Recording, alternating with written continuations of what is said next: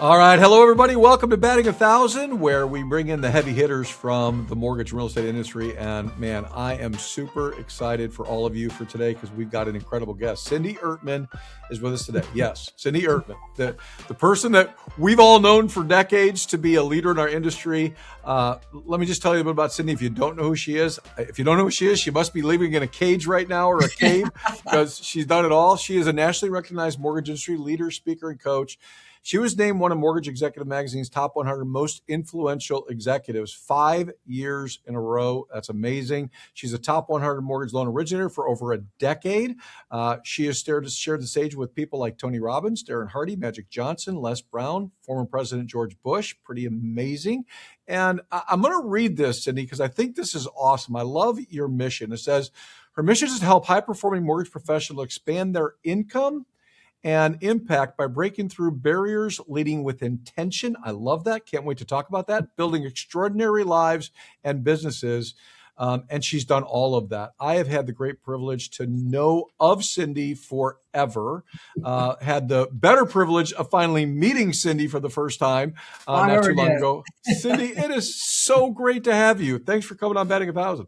Oh, Dale, it's just an honor. Truly, I'm just honored to be here with you all. So thank you. It's our pleasure. So, look, there's so much to talk about. I want to hear so much from you because I know you will just bring so much wisdom and knowledge to the people listening. So let me start here. There's two things that I want to know out of the gate.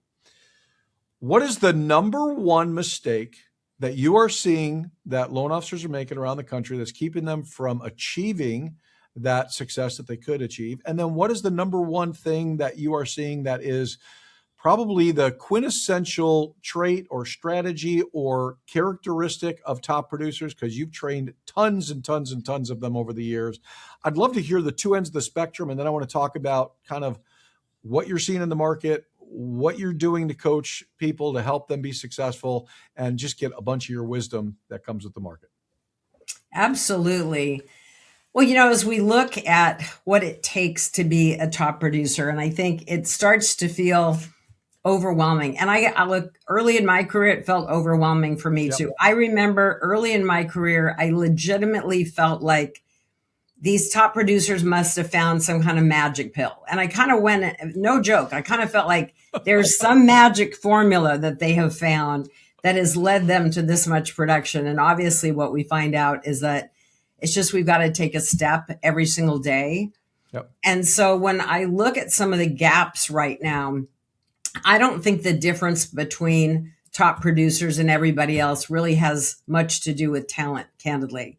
Agreed. I think it has to do, from my perspective, when I look back at my own business, and, my biggest year was just over 200 million in personal production, but I spent the better part of my career between 200 million, which, our loan amounts were a lot smaller than two. So, but the reality is, it was the start of the development of systems for me that started to really help with not only my scalability, being able to get in front of more people more efficiently, but also creating systems for developing referral partnerships. Because if I look at what I would call one of my all-time superpowers, is I became aware very early on that we really weren't in the mortgage industry, we were in the relationship industry. Yep.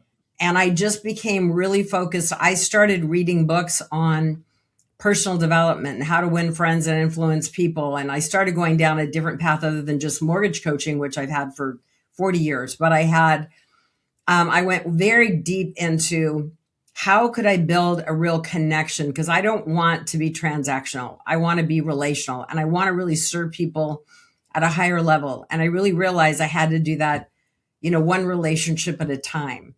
Yep. But then it's one thing to build it, right, Dale? And then you've got to maintain it, and you've got to have a system to stay in front of it. I was leading a training this morning, and I heard over and over and over again, I have these great meetings and I have no follow-up plan. I get back to the office and I dive back in. I'm so busy, I don't have any system.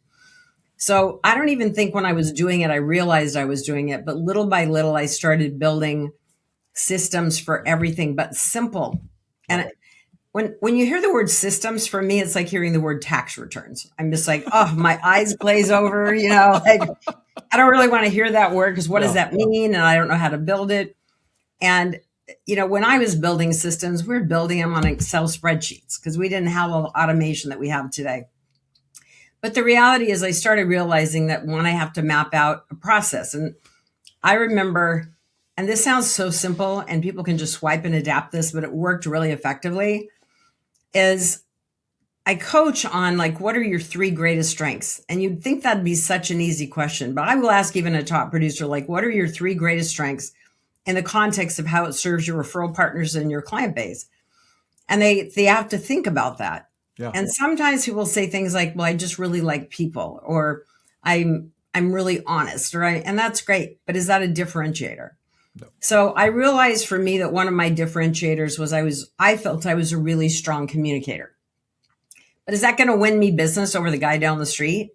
Probably not. So I thought, what can I do to shine a brighter light on my ability to communicate? So I started looking at things we were already doing within our team and said, well, we've got a really good plan on how we communicate all the milestones of the loan, right? You're communicating. I had a system with my team as to how we communicated that, their file has moved into processing and congratulations, your value, property came in at value and all the different milestones. So I built the Cindy Ertman 10-point milestone communication. And I made it look really pretty. And I would take that to my realtor meetings and I would say, Mr. Realtor, one of the things my top realtor partners love about working with our team is our 10-point milestone communication plan. Now that seems so simple because it was something we were already doing, Yep. but I just shone a much brighter light on something that was a big challenge for realtors, which was, if I'm going to work with a new lender, am I going to be, do they know what they're doing? Am I going to be given status updates on the loan? And so I would always look at realtors' biggest challenges and become the solution to those. So that was just a simple system of, here's my 10-point milestone communication plan. You can expect to get a communication on all 10 points throughout the entire process. In addition to every Tuesday, you will never have to check in on the status of a loan with my team. And so it's just sometimes those simple things that we're already doing that nobody talks about. But I started dissecting what we were already doing and how could we make that a stronger value proposition to create trust with my partners. And just something as simple as that really changed the game in my business. I love it. So you said so many things that I want to unpack that were just, I think, core to any top producer. And you and I have both trained so many of them. I mean, gosh, and how many years you been in the business now, if you don't mind me asking, Cindy? 38. 38. I've been 43, been training companies for 31 years, trained millions of loan officers across the nation. And what I find time and time again is the separator between the top and everybody else is exactly what you just said. It's as simple as dividing transactional from relational, and it's having a system and process in place. And I like to use the word path. So, because I think people relate to that better. When they think of the word path, when you say system, I think of technology. Like right away, it's like a system is like technology. That's what most people think of when they think of that. When I say process, that's a little bit clearer in my mind for people, but they still kind of get confused. But when I say, here's the path you got to follow. All of a sudden, like, oh, I can walk a path. Yeah. And if you walk it, you will succeed. Like if you build a process that is based on best practices, you don't have to reinvent the wheel in the mortgage business. We've got all kinds of people who've been very successful for decades and decades and decades. And although technology has changed a lot of things, it hasn't changed the one basic thing. This is still the largest financial transaction a consumer goes through in their lifetime. It is still the biggest commission check that a realtor gets.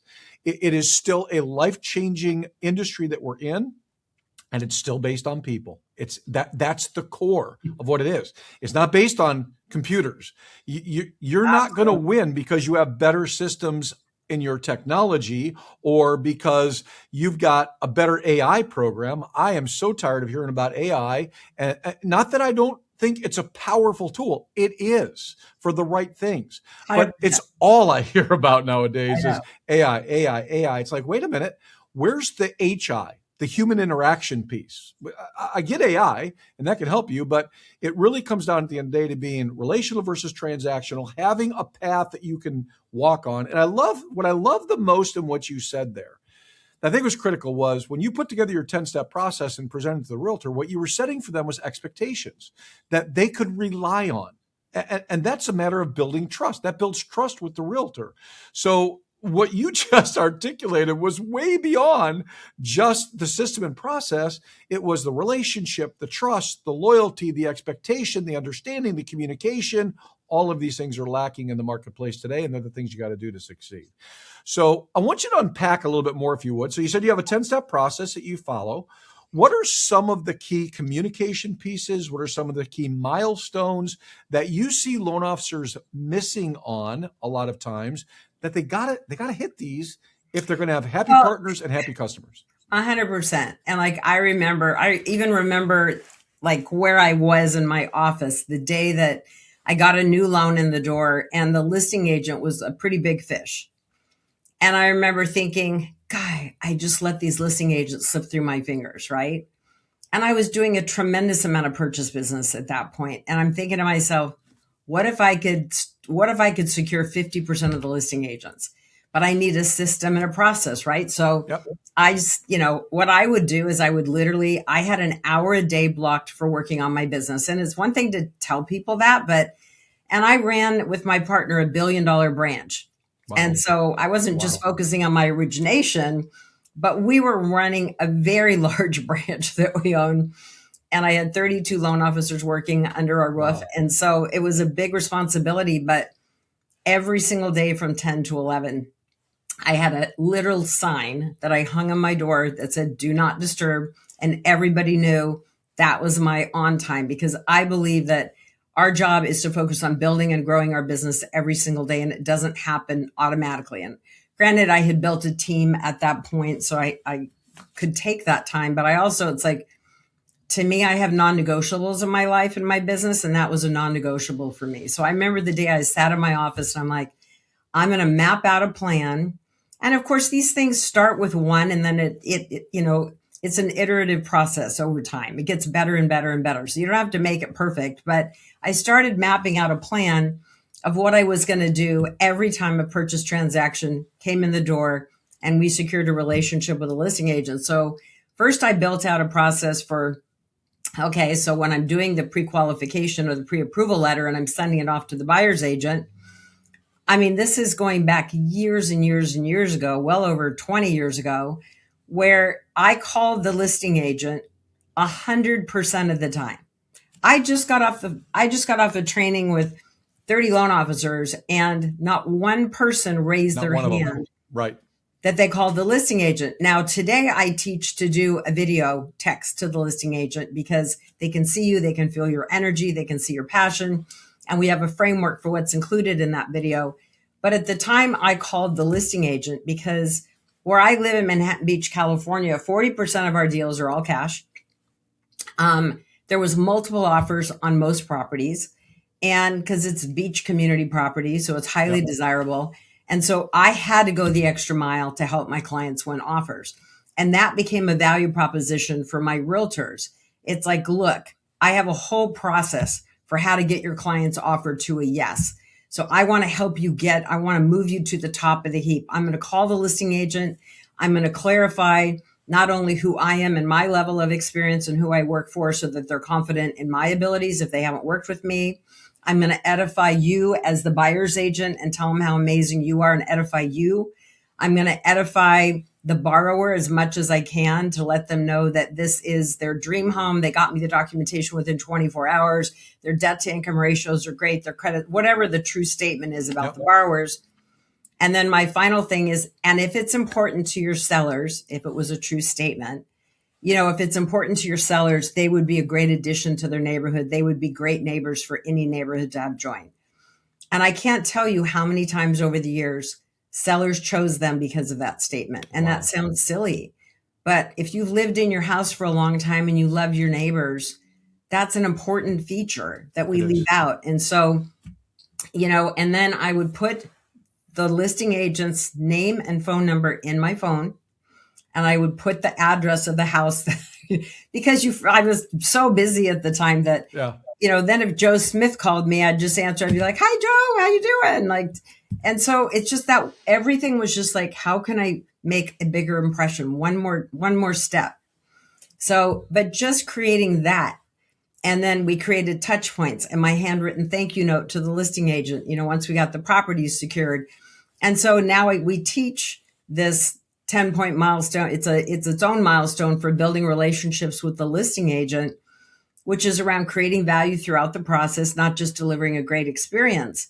But I started winning listing agents, in a really big way. And just those kind of shifts, putting in one extra, path, if you will, for how to build a relationship with someone that's right in your court, created a whole nother opportunity for business for us.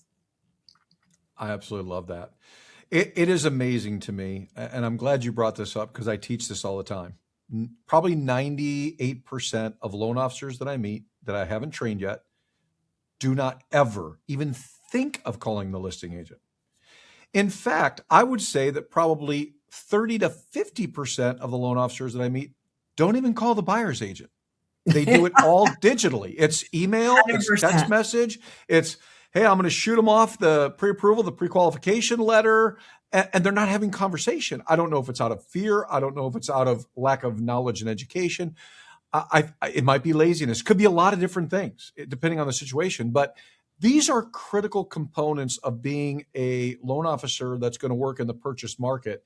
If you can't have conversations with both the buyers and sellers agents, you're not going to get the business. You're going to get unhooked by one of the two of those just about every time in the marketplace. And I love when you add things like the personal handwritten thank you note. That's like archaic in today's world. I mean, this is the stuff that, these are the dinosaur things that we did regularly back in 10, 20, 30 years ago that you don't see happening today because everybody's living in this digital world where it's all digital communication and conversation. And the thought of actually sitting down and handwriting a note, sending it to them, it becomes foreign, but it's what separates you from everybody else. It's what makes you that marquee loan officer where the realtor's like, okay, wait a minute. Cindy Ertman isn't like anybody else I've ever worked with in years and years and years. They're going to remember that and they're going to send you business. That is absolutely awesome. Well, look, all this stuff takes time. That's why you have to have process around it. And obviously I've got staff that hold me accountable to that, but still to this day, I've owned my coaching company for 14 years.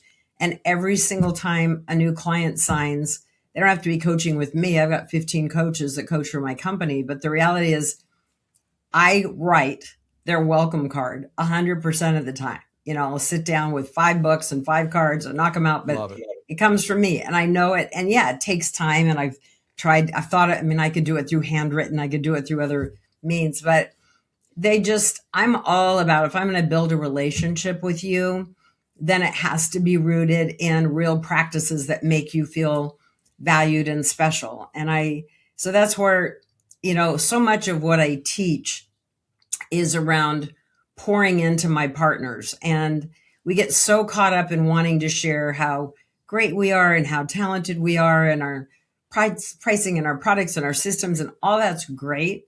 But I became super clear, Dale, early on that the most important thing is building the relationship first, and then you have time to share all that information with them.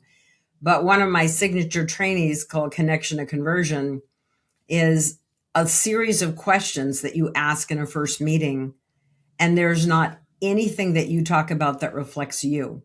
Right. And I probably have delivered that 200 to 300 times easily in my career. And the results, it's a different way of thinking. People, it's difficult for them to want to try it sometimes because it doesn't feel as safe for them because they're going down a whole different level of process. But I kept tweaking it till one day I had a meeting with a woman that managed a 250 person real estate office. We had never met. I stalked her on Facebook for 45 days first. So she was aware of who I was. I was commenting on her Facebook page. And then I did the almighty pick up the phone and call her. And I just believe in telling the truth. So my scripting, if you will, to her is like, hey, Sherry, I've been following you around and stalking you on Facebook, as I'm sure you could tell for the last 45 days. And I feel like I've gotten to know you. I really like who you are. I love your posts. I love the energy because I'm all about it. You seem like a really kind person. I know you manage a really large office. I don't know why our paths have never crossed, but I really believe that great leaders need to know great leaders. And I would love to grab lunch with you next week and just learn a little bit more about you and your business. And she goes, that would be great. I love it. It's so fun because, I'm wearing my Others First t-shirt, which has been our slogan for years. And I'm wearing it for a reason. The reason is because I knew I was interviewing you today. And you practice what you preach. Your reputation precedes you. Everybody I've ever heard mention your name always mentions it in the kindest way, because you live on the mindset of relationship. And you've mentioned it already 3 or 4 times today. And I love this. You've mentioned, if it's the truth, if it's the truth, if it's the truth. I love hearing that. Like, there's so many people that don't think that way. It's about, are we creating the greatest level of integrity with our clients and customers? Are we making sure that we're building a relationship? And when you talk about little things, like I love when you talked about, I sit down and I write the 5 cards myself. Now, let's think about this for a minute, okay? Yes, we're all busy. Yes, we all have a lot going on, but do we really not have 5 minutes in our day to do something that nobody else does? Because I know if I get a card from somebody that's AI driven or technologically driven, and I know when it's literally handwritten from them, and it makes a massive difference in the impression. It's like, wait a minute, they took the time to sit down, which means they value me. I was important enough for them to take the time to do that. I think we've lost a lot of that in the mortgage society today, and we got to get it back. We got to understand that as companies continue to move more and more and more towards heavy technology as the solution, the more you move to relationship. And by the way, again, I'm not limiting technology. We want to be high tech, high touch. I talk about that all the time. You've got to have great technological systems that allow you to free up time with the things that are mundane tasks, because technology can do that, so you can have relationship. But when you get that time, use that time. Don't be wasting that time on your emails and other things. Actually invest in people. So let me ask you this question. Top 3. What are the top 3 strategies or top 3 concepts that you would say are the quintessential 3 things that a loan originator needs to do or know in order to really slay this market today? Well, number one, and I've had so many conversations around this, and it frustrates me to no end in our industry. I asked the question today on my training call. The number one thing I believe a loan officer needs to do today, and if I ask 100 people, I pretty much know. I used to say 70% did not know how to use their CRM, and they don't use it with any sort of consistency. And now I believe it's more like 90%. Wow. It's so high. And I mean, I remember that being beat into my head. And I remember not liking it by one of my first bosses in mortgage. And like, you have to have a database. And I remember finally, reluctantly getting ACT, and I hired a guy at the junior college because I didn't know what I was doing. If I hired him for a few hours to help me put all the data in and all that stuff. But I started to see the benefits of it. And so no matter how many times, we switched databases or things over the years, because I worked in several, but it was one of those things that I forced myself to take the time to learn how. Yep. And, I was one of those people, because I'm a crazy person, that I would take 4 hours on a Saturday morning if I had to, because once you know it, the amount of time it's going to save you and the amount of revenue it's going to generate is so profound. And so again, part of my system was in my calendar, because if you saw my calendar, it's frightening. I'm sure yours is too. Mine too. But my system was on the 1st and the 15th of the month. It was in my calendar that I was to write an email to my databases. I had 4 of them. And so I would put my sign out, and those were my days to write my emails. And I kept them simple. I learned shorter was better. But I would send an email to my past client database. I said, if you do not have a CRM that auto-populates their name, that you can write an email. And I know that a lot of companies today won't allow that. They have to go through, compliance. I get it. But all the companies that do that, you can send the email to compliance and ask them to send it out on your behalf. Right. And look, I would probably fight that a little bit, because that was such a big part of my revenue.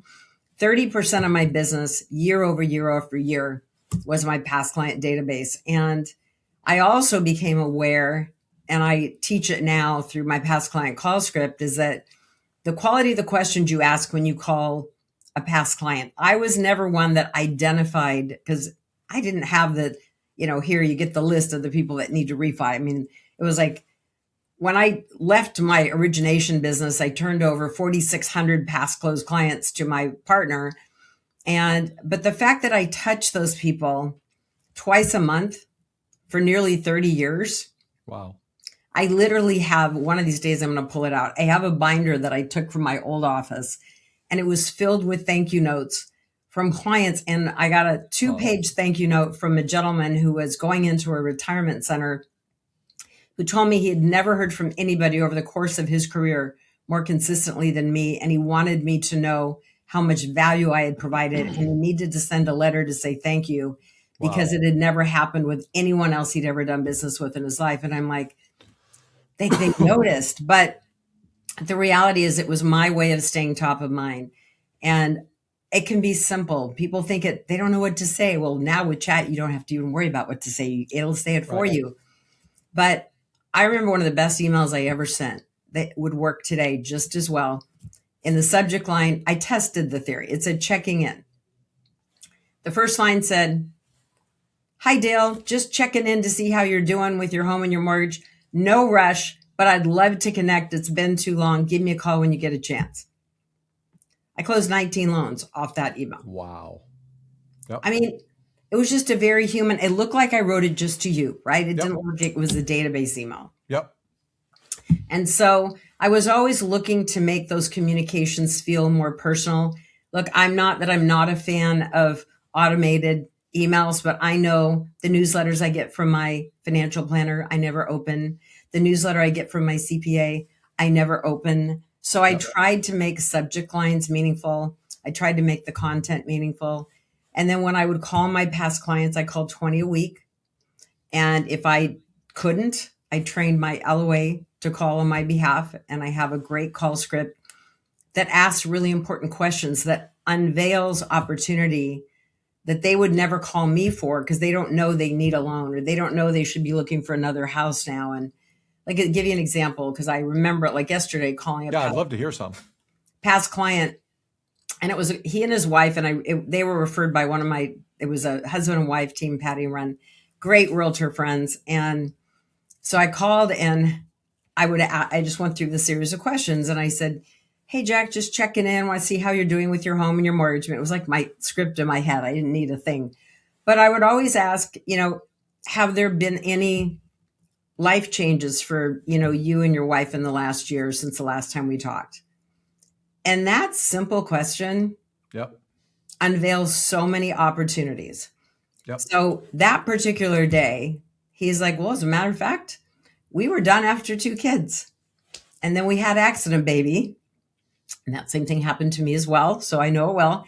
He goes, "And we thought we'd stay here for at least another 5 years, but like, we're pretty much on top of each other now. And so we may not be here more than another year." And I said, if you're on top of each other, and I said, I went through it too. I understand that feeling, and all the baby stuff and all the clothes and I go, "The market's really great right now, Jack." I said, "Why would you and your wife not just take a look to see what's out on the market? I mean, why would you wait a year? Yeah. You've done really well in your home. And I really, really like these clients." And I said, "I'm going to encourage you to call Patty and Ren and just have the conversation and just see what's out there." So then I secretly called Patty and Ren right after I got off the phone. I said, "Run the comps, just be ready in case he calls." 2 weeks later, they were in escrow on their new home. I love it. And it was like, that was just because I asked a question. They would have never called me regarding refinancing. Exactly right.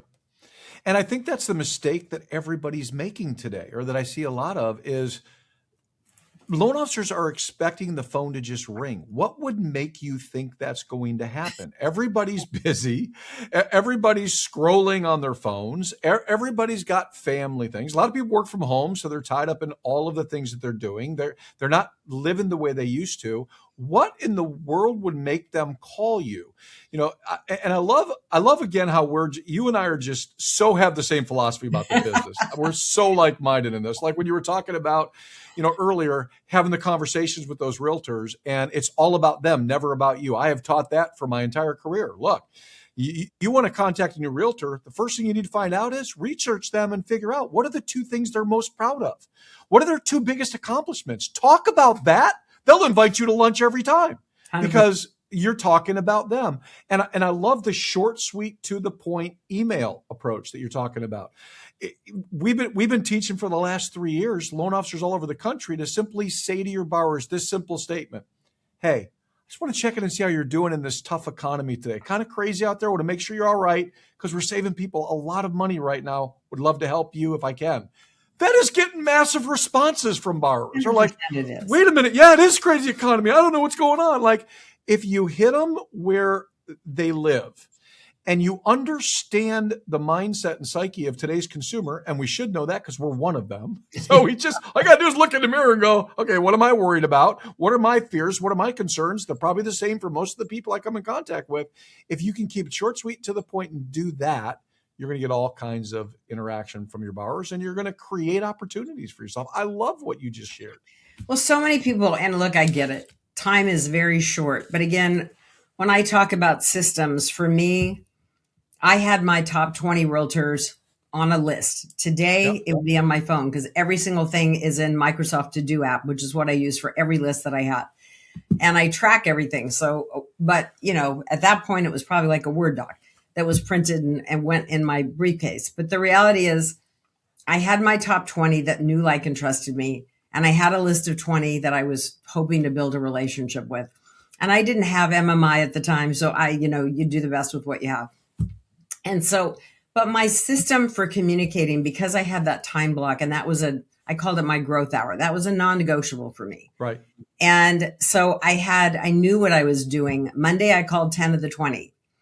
I didn't, believe in some of my competitors that were saying call 40 people every Monday because that wasn't relational enough for me. I would call 10 and I would come up with a question that I would ask. And I asked the same question to all 10. It was a system. It made it easy, and it might just be, hey, what's one of the biggest challenges you're facing in the market right now? I'd pose a question to them and I would call the 10 people. And then I would call them every other week. So I called the other 10 the next Monday. I would sit down for that hour. I never had to think about what I was going to do. If it was the 1st and the 15th, I wrote my email. So that was my job for that day.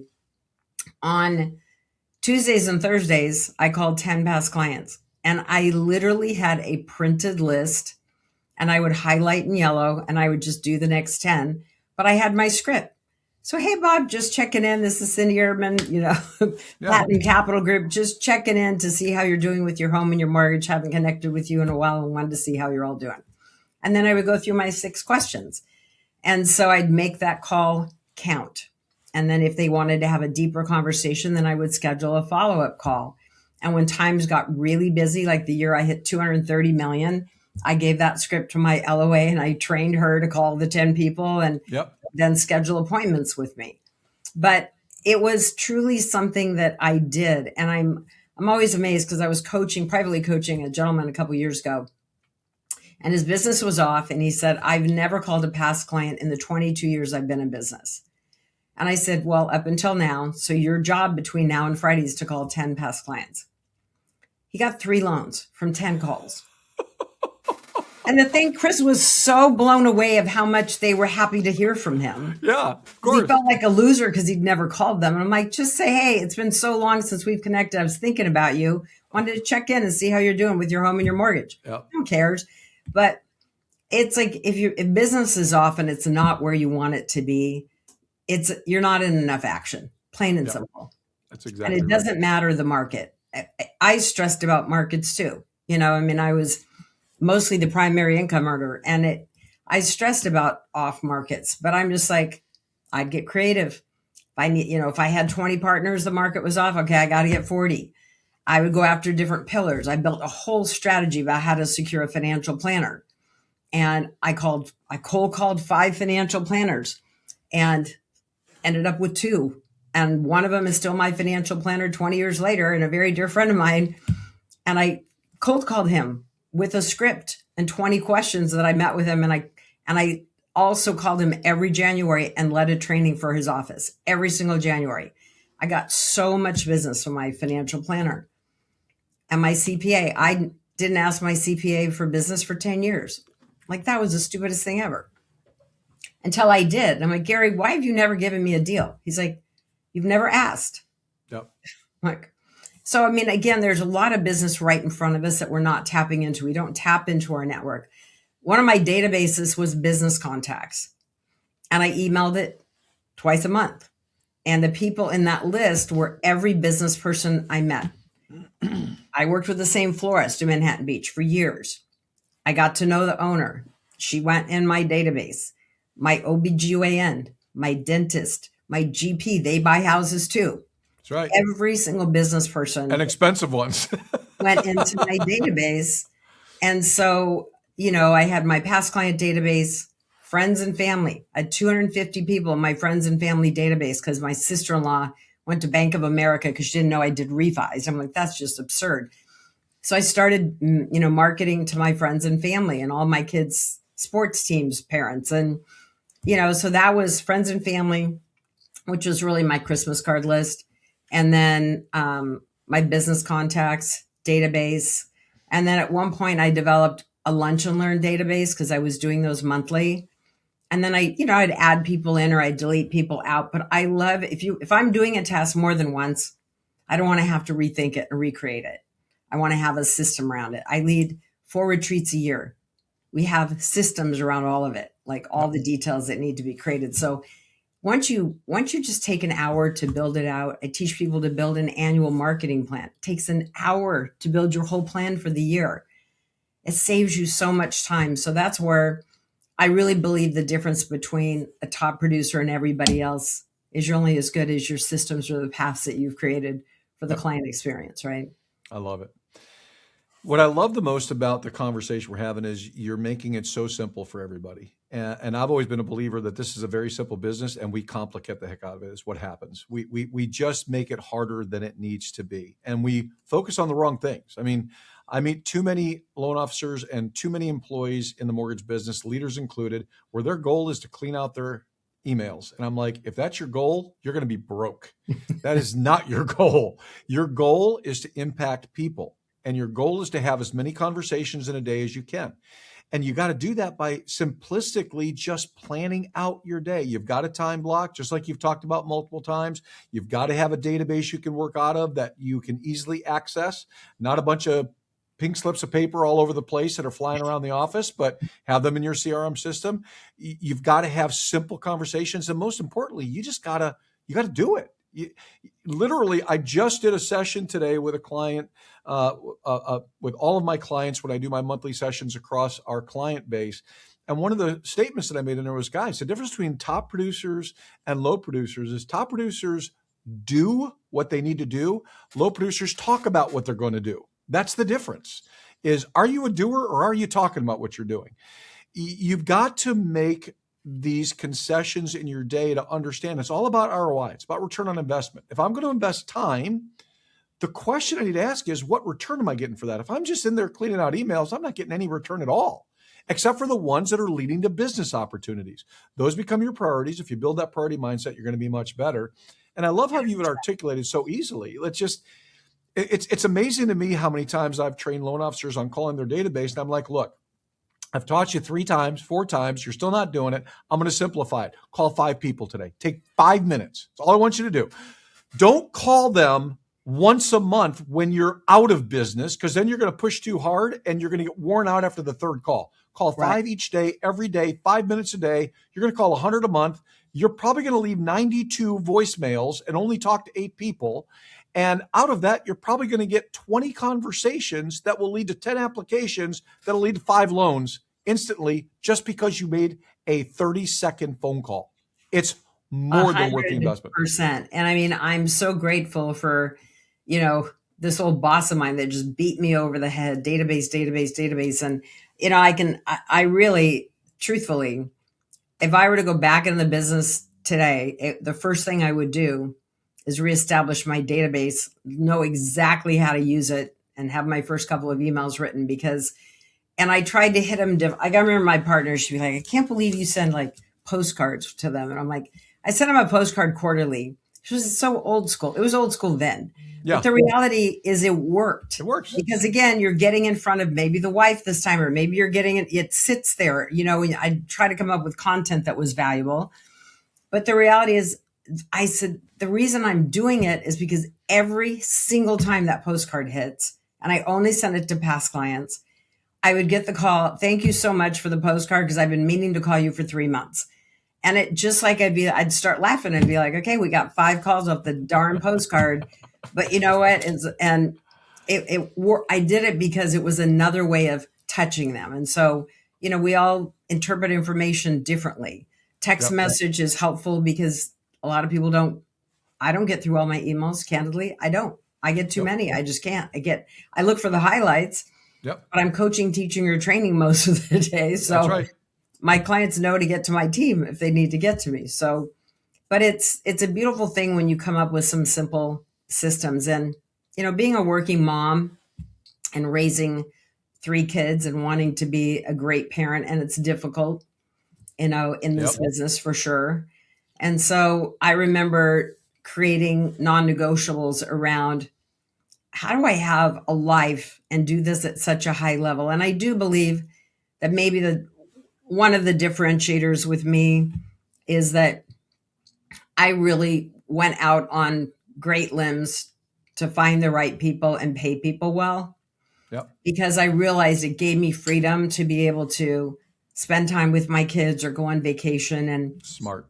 In my early years, Dale, when I didn't have that kind of support, I would go to a fellow loan officer and beg them to cover my business for a week, which no one wanted to do because I was a very busy loan officer, but I would then give it in return. I'll cover your business for a week. So that's how I got support. It was not perfect. Yeah. I lost business, but I had a week's vacation with my family. And if you got my voicemail at 6:30 at night, my voicemail as part of my normal voicemail said, if you're getting this between 6:30 and 8 at night, I'm at home having dinner with my children. I'll call you back after 8. I never lost a business because people knew I'd call them back. Oh, and people respect that. Yeah. That was a non-negotiable. My kids would tell you they're the only ones in their neighborhood that had dinner as a family every night, but that just was how I was raised and something I wanted to provide for my kids. So I do think that I'm living proof that you can build a very big business. But you've got to really look at getting the right help and support. And people say, I can't afford it. I'm like, you can't afford not to. That's right. Sometimes you just got to write the check to be able to, because when I was at work, I wanted that time focused on income and relational activities. This is my sole focus every day. Yep. And if you're a loan officer that's in the files every single day and you can't get out of the files and you can't get to appointments and you can't call people, and then you're never going to build and grow a business. Like you're in the hamster wheel. And I'd really suggest that people look at that and be like, there is another way. And you teach it and I teach it. There is another way to do it. And it's called creating some systems and processes and also entrusting people to do their job. And I'm a recovering control freak. I admit it. Me too. Well, I might still be a little bit of one. I'm not sure if I'm recovering or not. But, it's hard to learn to empower the team and trust the team to take the ball. But, I knew I had arrived one day, and it was hard because it took me a minute. I kind of like, oh, how do I feel about this? When my LOA, we call them our transaction coordinators, is when the realtor or the client walked in with a gift for my assistant. And I didn't get a gift, but she gave the gift to the assistant and said, oh my gosh, like you were so amazing. And then I stopped for a minute. I'm like, I have arrived. That's awesome. That's right. Because they love my team enough to give them a thank you gift. I love that. I always said as a leader, I knew I was a good leader the day that I could go on vacation for a week, not call the office, and it ran just fine without me. That's when I knew I'd hit it as a leader because you built a team around me that could do the job well. So that's great wisdom. So any final thoughts, Cindy, about anything you want to share with the audience, that encouragement, thoughts about the year, Anything that we haven't covered that's on your mind that? Well, I do feel that this is the first time, as we know, in many years now, that we have an opportunity, and I was able to spend some time with our mutual dear friend Barry Habib yesterday, and we were talking about the market and what's Oh my coming God. and some of the things that are being worked on behind the scenes. And I'm so encouraged, regardless of all the things going on in the world right now, that we have a real opportunity. And so, I mean, obviously, I believe in coaching hands down because it changed my life. Yep. I think that the work you do in the world, Dale, has changed so many lives. And a lot of times people feel like they can't afford it. I feel like you can't afford not to. And I always say it doesn't have to be Cindy Ertman or it doesn't have to be Dale Vermillion, but it should be someone that's pouring into you and helping you, step outside your comfort zone and make bolder choices. One of the things that I do for myself, I started about a year and a half ago, heard this in a meditation I was listening to. And I meditate more every morning. I have about an hour practice of how I prepare for my day. But in this meditation, it talked about what's one bold choice you can make today to move you closer to your dream. And so I thought I'm going to integrate that into my daily practice. That's cool. And I just thought, okay, I'd wake up in the morning and it's the end of my practice. And I'll be like, okay, what's one bold choice I can make today? And then usually for me, it's like, all right, what CEO of a national mortgage bank can I call today? And just like you, I know a million people, so I can usually figure out how to get somebody's cell phone. Yep. And I don't have any fear of the phone. I never have, because I'm like, if I don't have a relationship with them now, like, what do I have to lose? Absolutely nothing. So they don't call me back. A realtor doesn't call me back. I'm like, I'm not tied to the outcome. That's right. So I just lead boldly. And I have made so many cold calls to leaders and just sharing who I am and what I do and my respect for them. And I'd love the opportunity to learn a little bit more about them and their business. And much to my surprise, even some of the biggest leaders in America, they don't always get back to me right away, but they get back. Usually within 2 weeks, I've got a message coming in from a national leader. And if I didn't take that one big bold choice, so I would encourage people to integrate this practice into your own life and to really ask yourself, what's one bold choice you can make today to move you towards, the life that you want to create for yourself? Because, we only regret the shots we don't take. And I am committed to live my life with no regret. And I don't have any fear of somebody telling me no, because for me, what I hear is not now. I don't hear no. I hear it's just not the right day, or maybe I asked the wrong person or asked the wrong question.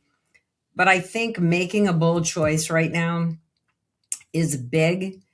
And I really want people to hear that you're only as good as the systems you create, and start simple, but create a process, particularly a follow-up process for your realtor partners after you have a meeting. We teach it. We have a dialed-in system and process, but having that ability to really build that relationship, if you've taken the time to meet with them, don't let that opportunity slip through the crack. Take that opportunity to lean in and provide value.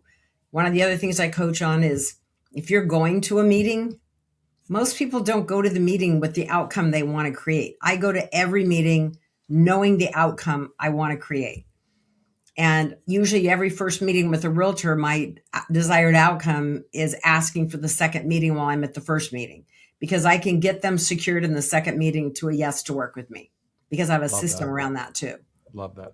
So I just think somehow along the road over the last 4 or 5 years, and I think 2020, 2021 didn't serve us very well, is people started getting lazy and we lost that drive and that ambition. And so make a bold choice each and every day, and you'll start to see things really shift.